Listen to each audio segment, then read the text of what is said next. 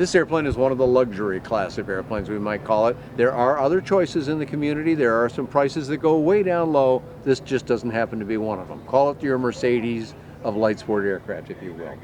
A very well done airplane with all the stuff you want on it, but of course, it will cost you a little more. Now, they've done very well with it. They've sold more of these. The Flight Design Company has sold more light sport aircraft in the United States than any other company. And they've done that because it meets a lot of people's needs. Whether it meets yours or not, that'll depend on what you think after you've watched this entire video. Up here in the engine compartment, which to many people this looks impossibly small here, because how do you get a whole engine in such a small cowling? In fact, the engine goes back in under this, what they call the mushroom of the instrument panel a little bit. So there's more room in here than it looks like. And this one you might notice, if you've seen the Flight Design CT before, you didn't see this little ripple here. That's there because this is the fuel-injected engine, and there are some supply lines that run right underneath this new rake, they call it. Just like the carbureted ULS, this is 100 horsepower, but fuel injection gives it some advantages, most notably in fuel consumption. This one really sips the fuel miserly, as you saw in some of our video where we were pointing out the consumption.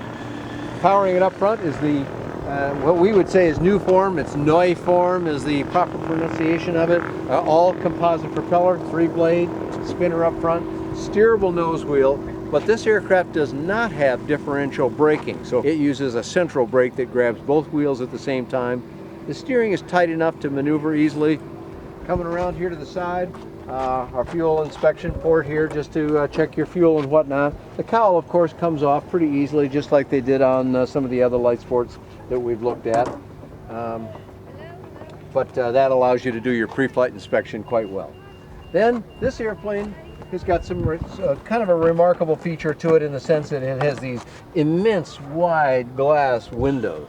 If there's a strength of the CT, and there are quite a few things that are strong about it, it's the huge visibility that you get from the inside of this airplane.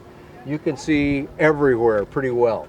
With any airplane, there are pluses and minuses. So we talked about the fact that there is a skylight above it, which from right here in our camera view you can't see, and that's because there's a big beam running through the inside of the cabin. Now, the good news about that is no struts, which keeps the visibility better. You don't have anything to block your vision that way, and it's just an excellent viewing platform, this airplane, no question. But when you have what's called a cantilevered wing, you've got to support it somehow to carry the air loads, and they do that by a beam that passes through the inside. We'll look at that when we go inside the airplane. For now, I want to show you something else beside the, of course, the nice wheel pants on it. But in this airplane, unlike some, you have a baggage compartment. Opens with a key. And then the whole thing just swings down. And inside here, you've got quite a lot of room inside this area that you can put a fair amount of stuff. Now, if you look down, if the camera can see down here, you can see the ballistic parachute system, which is mounted right in the center of the airplane. Comes out through a panel up here on the top of the aircraft. But there is a guard inside there so that any baggage you put inside doesn't tend to show, has no opportunity to conflict with the parachute system. The opening here is driven by the amount of structure that the airplane requires to be structurally integral. It limits the size of the opening here. So some bags that you might choose to carry with you in your CTLS might not fit in there, and you might need to go out and buy a bag that does. That's not exactly a big burden, but this space back here is capable of holding 55 pounds, and there's one on the other side as well. So that's 110 pounds of baggage capacity. Now you may not be able to put that much in it because it depends on how much else you put inside the airplane, how much fuel and so on. But at least the baggage area is there, and it's easy to get at. You don't have to crawl on top of your knees or anything. Put the door back on, you see it swings freely here. And there's a little trick inside because these strings that help locate it, you just reach inside here and you just pull on the string and that will hold it there. Then you pop the pins back in and you close it up. And by locking it, you secure it, and now that door can't open in flight. So a lot of people talk about how you get in airplanes, and indeed, they all have a technique. This one's actually pretty simple as it goes. Here's my technique. Just get my seat on, my rear on the seat, swing my legs in. Now, you know, I've gotten a little bit of practice in this airplane as we flew it today, but the reality of it is, this stick in the way, which is a wonderful place for the stick, and it's very comfortable and easy to fly, but there are some designs that have a fold-down stick, And you know what? That'd be a nice feature to have in this airplane.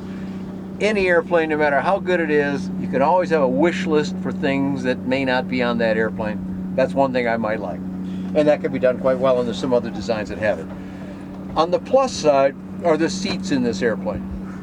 Now, these are some nice leather seats in this airplane. Got a nice headrest up here. We've got the headsets just hooked over the back of the headrest there, but they're very comfortable seats. But the reason why they're comfortable is not the fact that they're leather. They do adjust back and forth here. There's a lever down here that you pull, and you can swing the seats forward and aft. And you can adjust by a strap that you can't see in the camera, but there's another strap behind the seat here that will allow the seat to go up and down somewhat too. So you can adjust the seats quite well. The rudder pedals do not adjust. And you can see down here as you look at them, there's no brake behind them because this airplane does not have differential braking.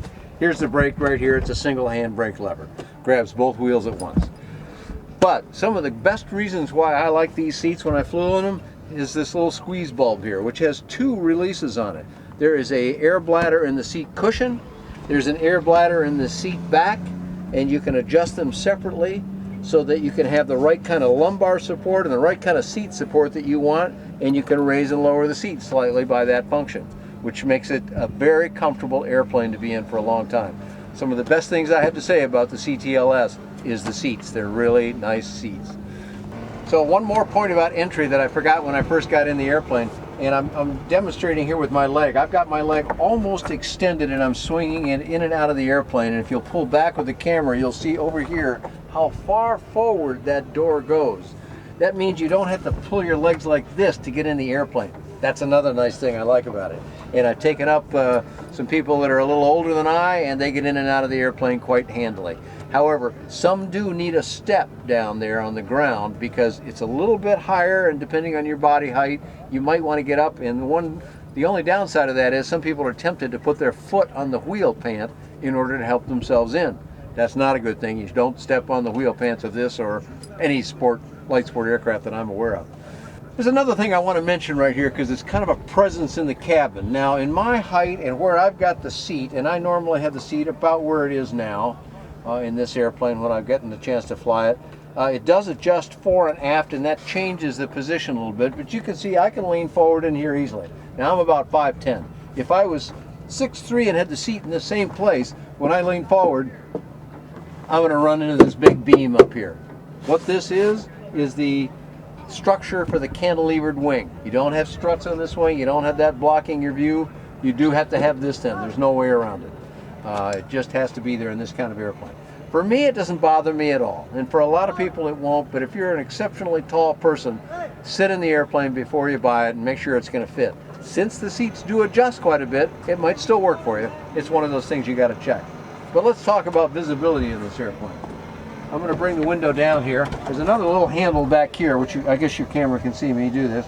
So there's actually a built-in place to grab the handle and pull the door down, and you just close it gently, and then you just easily push forward. That latches fore and aft on this great big door so that it can't open. You've got a multiple opening here. You've got a great big opening, lets a lot of air in while you're slow. You close that, and then you push this out, and that lets in a lot of air at cruise. In fact, it was enough so in our flight earlier that I actually wanted to close it up somewhat and just have it open a little bit.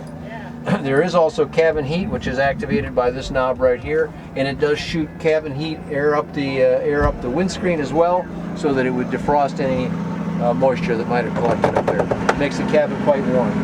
You can see down here there's a little this metal part right here. This lets heat in down by your feet. If you've flown any length of time in an airplane at altitude, your feet can get cold.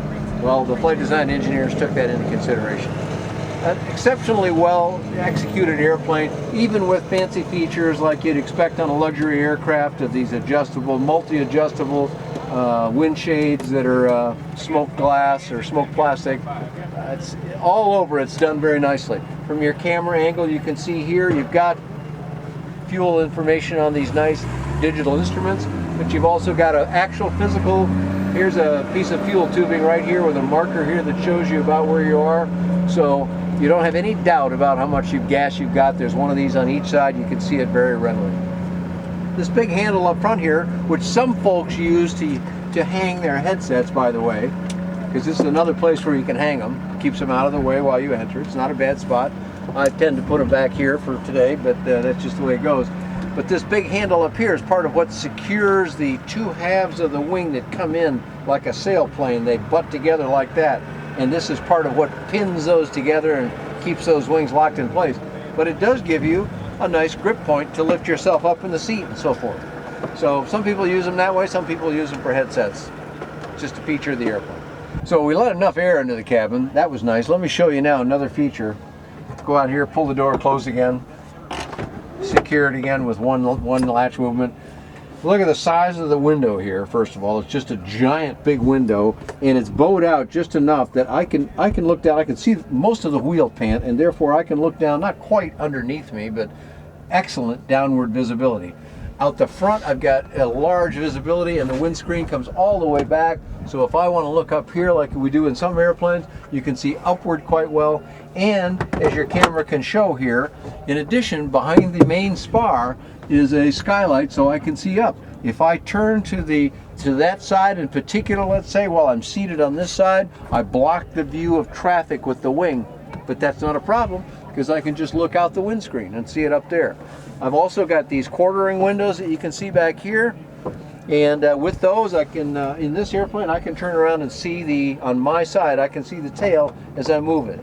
Now, it's not quite as convenient as having a rear window like some airplanes have, but it's a pretty good substitute for it, and the older models didn't have that, so that was something they added.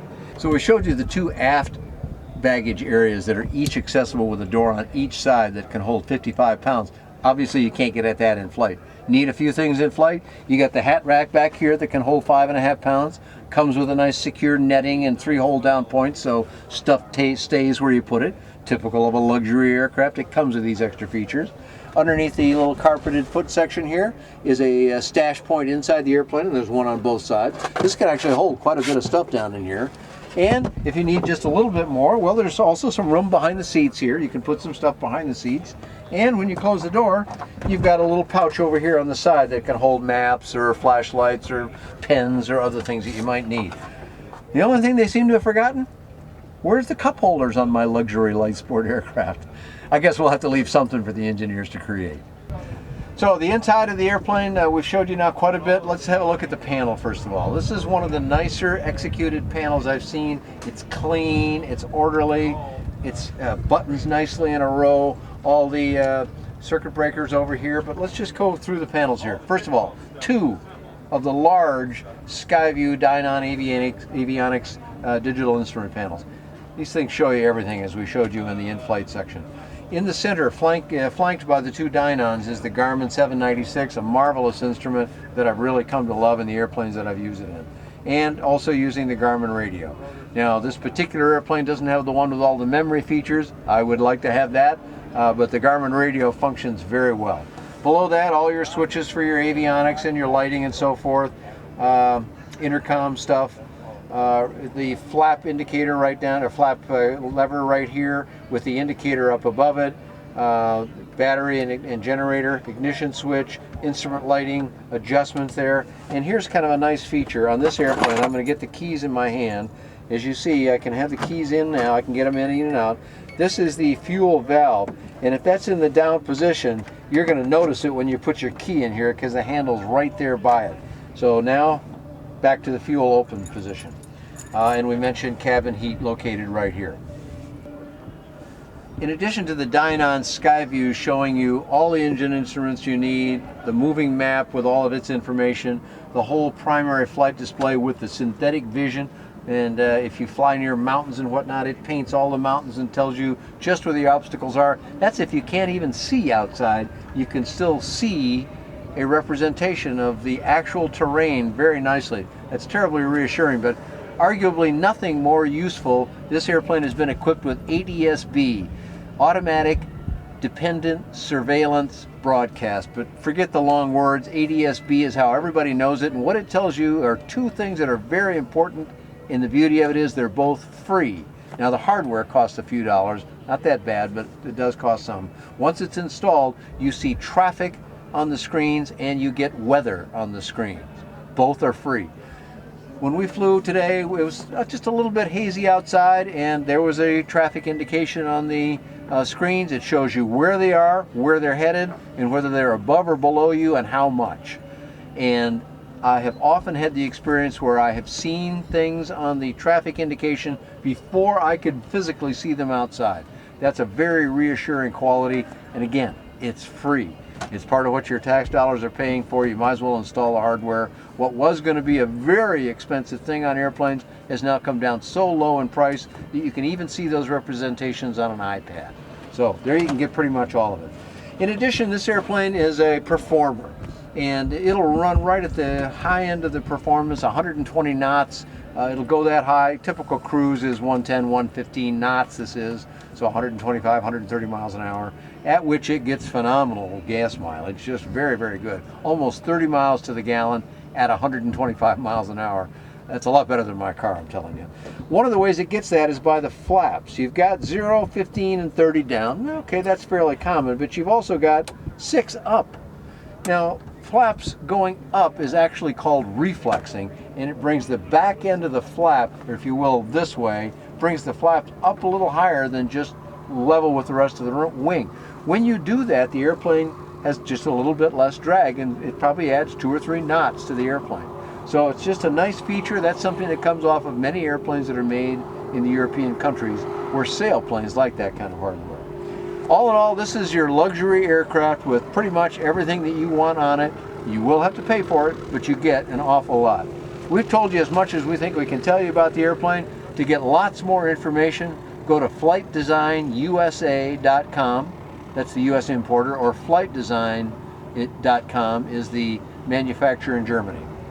I've got lots of information on these airplanes and flight reports and news items and other things you can find. All that's available on BuyDanJohnson.com or BYDanJohnson.com.